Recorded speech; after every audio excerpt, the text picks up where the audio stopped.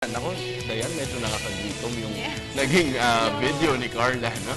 Kaya naman ako, eto, JC, nakakatuwa din. Pinakamainit na tinutukan nung nakarang 2013 midterm elections ay ang senatorial positions. And this morning, napakapalad nating makakasama ang Senator-elect, si Mrs. Hanep Buhay. Good morning po. Magandang umaga, Good morning, JC, and good morning, Dayan, and good morning sa mga listener natin itong inyong program na Good Morning, Boss. Ayan. Senator, umpisa na po natin. Alam naman po natin yung dad niyo po ay long-time mayor po ng Las Piñas. Parang nasa family na nila. So, ito po ba ang nagsilbing inspirasyon sa inyo na pumasok dito at mas tumulong at maglingkod sa ating bayan? We've been in public service for a long time. He was mayor for 22 years and congressman for 5 years, a total of 27 years plus nag-municipal health officer pa siya for 10 years, so 37 years. So I learned from him a lot, but I didn't expect to one day become a senator. Parang one thing followed another. But it was not intended. We were really in business. Actually, Senator, apparently, mas nauna pa yung pamilya nyo, no? Kaysa kay Senator Manny Villar sa politika. Senator Manny Villar kasi dati talaga siya businessman. Talagang yun ang gusto niya, and my father was the one who was a politician. Isa rin po sa nyo, Senator, naging professor po kayo sa FEU. Yes. Maaari niyo po ba kaming kwentuhan ng mga naging experience niyo po noon? I just graduated from my MBA school, and I thought that it will be interesting to teach. Pero I stayed only for a year. Kasi I went into business na. I got married and went into business. So, maikli lang stint. Oo. Pero interesting din, enlightening, pero I guess it's not for me. Ang business nyo po ba, Senator, parehas din ng minamanage ninyo with Senator Manny No, we Villar? started a gravel and sand business, maliit lang. We're selling gravel and sand sa mga nagtatayo ng bahay sa aming bayan. And then, nakita ni Manny na sabi niya, madali naman palang magtayo ng bahay. So, we started small, nagtatayo kami ng bahay as a contractor. In fact, one of our first customer is an OFW family. That's why that liking for OFWs developed. And after a while, as we grew, naging medium size, small size, then medium size company yung homes. And then we became a public company in 1995 after 20 years in the business. So talagang into business sila at saka at the At same interesting, time. nag-umpisa sila sa materyales, no? Bago pumasok ng bahay. At tingnan mo naman talagang very successful na sila talaga ngayon. Pero Senator, what led to the decision? No? Paano po ba nangyari ito? Itong pagdedesisyon ninyo na tumakbo bilang senador ngayong taon? Actually, last year, there were six members of the Nationalista Party who will run for senator, and ready sila, mga bata, and but they decided to go local. Okay. So, walang naiwan except our re-electionist, Senator Alan Peter Cayetano and Senator Trillanes. So, naghanap lang sila ng pang-isa pa para at least tatlo. And sabi nila, since may name recall ako dahil because of my husband, so sabi nila, ano na lang, ako na lang. And in the beginning, parang hindi ako ready, but wala na eh. It's time na to file and mag-prepare, and wala na kaming so I ended up running. So far, kamusta naman po yung naging experience nyo nung nakarang halalan? It's masaya dahil akala ko pag kampanya, puro kampanya, but I learned na it's a learning process, and I was able to promote my advocacy of hanap buhay. Tapos marami akong nakausap, so more or less nakita ko kung how I can help them. So ngayon tapos na ang campaign, I'm on to help them. Like this Friday, I'm inaugurating waste plastic factory to process all kinds of waste plastic into school chairs. I'm doing a pilot project in Las Piñas para kung successful ako, then I can share it with the others. Nabanggit niyo, ma'am, yung hanep buhay. Ito yung naging slogan niya Tagline, talaga, oo. no? Yes. Tagline nitong nangyaring kampanya. Ano po yung ibig sabihin ng hanep buhay para sa ating mga viewers? I think parang sa akin, kung mabigyan ko sila ng livelihood, then it solves a lot of problem. Like may pambili ka ng gamot, may pambili ka ng pagkain, may pagpaaral ka sa iyong mga anak.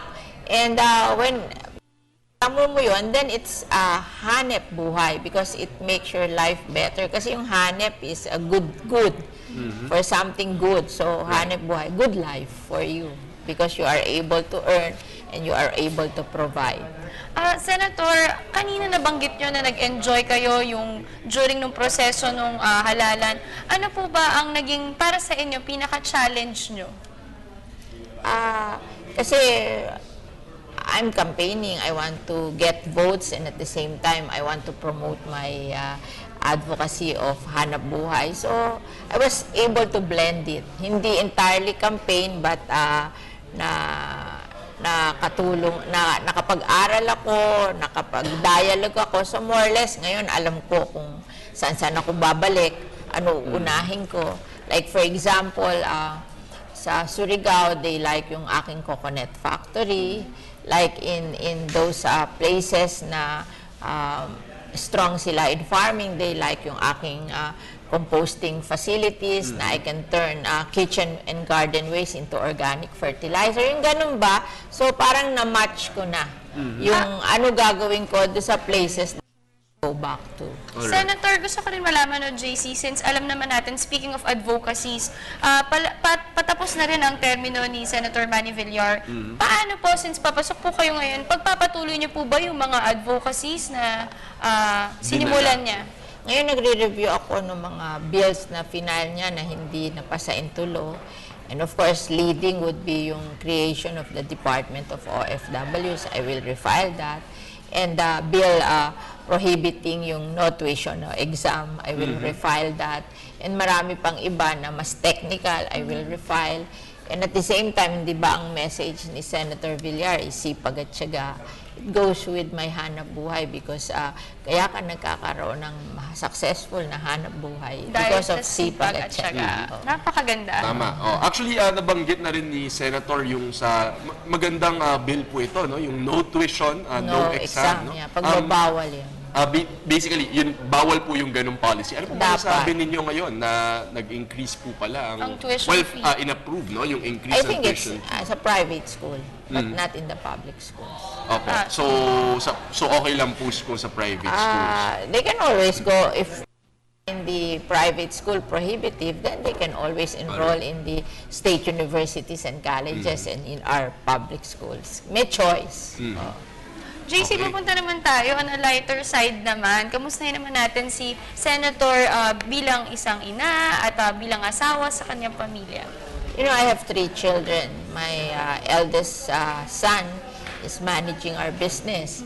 My second son is a congressman representing the Lone District of Las Piñas na re-elect siya ngayon, second term. And my only daughter used to be host in Wawa Yes. Willie, but she was accepted sa Masters in Business Administration. So, she's studying now for her Masters in Business So Administration. nag-MBA na rin po MBA pala siya Tinitignan po ba niya yung same track sa inyo? Nina Senator I Villar? guess so, oo. Kasi yun naman ang plano nila sa buhay na mag-manage ng business. Kasi yun naman ang line namin. So I guess mas nagpe-prepare siya to be a manager. Oo. Iba na rin yung napag-aralan mo yung mga basic principles of managing. And besides, it's good for her credentials, di ba? Senator, medyo makikichismis na rin ako. Kumusta naman, Senator, kapag kayong dalawa lang ni Sir Manny Villar? At paano po kayo nagbabonding, no? Or how do you spend Basically, your time? kaming dalawa na lang kasi, you know, of course. kasi malalaki na yung Malalaki na rin at may anak baka may ko. pamilya na And, rin. before we used to live in Makati kasi I used to be a congresswoman and Quezon City so far. So para meron kaming halfway house sa Makati. But now we have gone back to Las Piñas kasi malapit naman ang Senate sa Las Piñas at siya naman malapit din yung office. Usually, pag morning, I do my paperwork. Siya naman nasa gym sa bahay namin. And then we discuss things. And then we go our separate ways kasi marami kaming appointment. And in the evening, we come back. And then pag free na ako, I call him. If he's free, then we go out. We watch movies. We eat together. Wow. But Ang sweet naman talaga. But basically, pag Sunday, talagang it's a must that we see each other and we eat together with our family. So, yun ang must na must yung Sunday. Every Sunday is family day na parang bonding ng buong Kasama po pamilya. ng mga anak ninyo But ang Sunday. during the week, kung may free time kami, we call each other. And then we see each other. Pag pagod na, we just both go home. Kasi nakakapagod din, di ba? Ano pong ginawa niyong celebration? Dahil nga po, of course, isa rin po kayo sa naproklama. After my proclamation, marami kaming yung nag-work sa aming network. So, we ate together. Kasi natapos siguro yung proclamation past 9. We ate together and then we went home mga 11:30. So, yun lang. Then the next day, it was a Sunday, so yung aming family day. Right. Actually, Dayan, minsan iniisip ko rin, paano kaya kapag mag-asawa nga kayong politiko? No? Minsan po ba nagtatalo kayo tungkol sa mga desisyon sa politika? Hindi naman kami nag-aaway because of politics. Hindi naman Siyempre, po. magkakampi kami. Like, kung sakali And lang yun lang I asked him about his stand on issues para ma-input ko sa what will be my stand. Right. So, para baka may nakikita siya na hindi ko nakikita. Yun lang. And then after hearing him, then I make a stand. Kasi siguro kung ang opinion namin is the same, that would be a good decision. Kung magkaiba naman, I consider that, but I still make the final decision. Pag siya naman, ganun din. I consider, tinatanong niya rin ako, pero he makes the final decision in the end. Ganun lang, sharing. So, ang maganda doon, tulungan. Oo, tulungan And sila.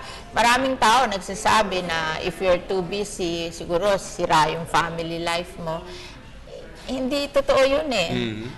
Kaya nasisira family life nila, sinisira talaga nila. Oo. Pero kung tutuusin, I've done a lot of things and we have remained together, di ba? So, nasa husband and wife yun, how you want to go on with your family life. Hindi totoo yun. You don't see each other. Manny ran for election, the president in 2010, we see each other every night. We go home every night. Even if I go to Davao, I take the last flight going home. And ganun din siya. So, parang myth lang yun. No? Hindi na kayo magkikita. Hindi totoo yun. Ako, sana tularan po kayo ng mga Talagang mag-asawa. Una, Dayan. inspiring ang kanilang Villar family. Yes, oo. Dahil bukod sa kanilang busy schedule, talagang gumagawa pa rin sila ng oras para sa isa't isa. Senator, siguro doon naman tayo sa mga gagawin ninyong unang mga proyekto. No?